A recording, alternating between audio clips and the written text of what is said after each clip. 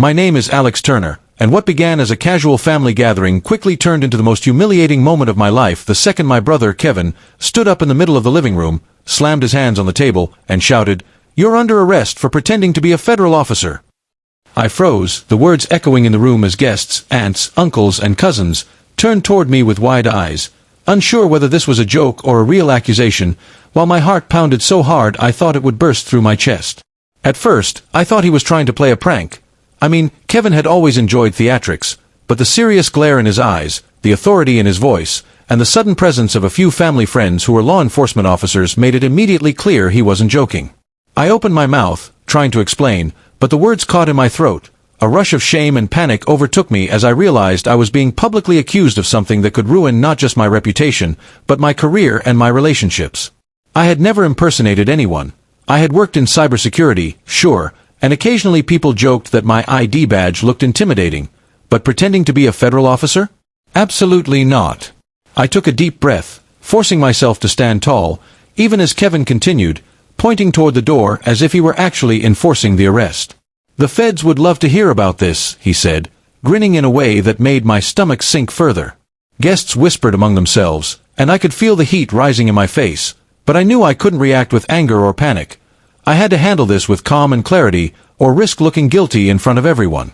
Slowly, I raised my hands in a non-threatening gesture and said, "Kevin, this isn't true. I've never pretended to be anyone I'm not. Let's talk privately and clear this up." But Kevin, fueled by a mix of showmanship and some old sibling rivalry, ignored me, launching into a detailed account of a supposed incident that he claimed had happened months ago, embellishing it with details no one could verify. I realized then that trying to argue in front of this crowd would only escalate the situation. My only option was strategy. I asked a few family members I trusted to step outside with me under the pretext of grabbing drinks, quickly explaining to them that Kevin was exaggerating wildly, that this was a misunderstanding at worst and a cruel joke at best, and that I needed them to help calm the room. While they spoke to some of the guests, I slipped next to Kevin, voice steady despite the fire in my chest, and said, "Enough. You know this is false. Let's resolve it quietly, or you risk ruining everything, including your credibility." He hesitated, the smirk faltering for a second, but the attention of everyone around him made him reluctant to back down entirely. That's when I pulled out my phone and calmly showed a series of emails, official ID confirmations, and work correspondence proving I had never misrepresented myself, never misused my title, and never even hinted at federal authority beyond casual jokes.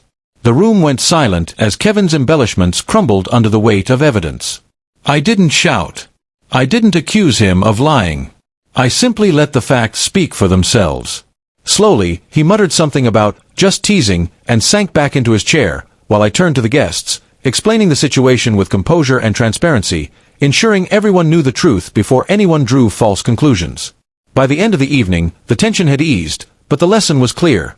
Family dynamics can be unpredictable, public accusations can be devastating, and the best defense is preparation, calm, and undeniable evidence. Kevin avoided eye contact for the rest of the night, and I watched as my credibility, which had felt on the brink of collapse, remained intact, while my patience, strategy, and calm under pressure earned quiet admiration from relatives who had initially gasped at the accusation. I realized then that no matter how chaotic or embarrassing a situation becomes, responding with reason and evidence, rather than panic or aggression, is what turns potential disaster into proof of strength, and that the trust and respect of those who matter most can survive even the most shocking public confrontation when handled with intelligence and self-control. By the time the party ended, I had not only cleared my name, but I had also shown everyone, including Kevin, that attempts to humiliate or mislead me would never work when I kept my composure and let the truth do the talking.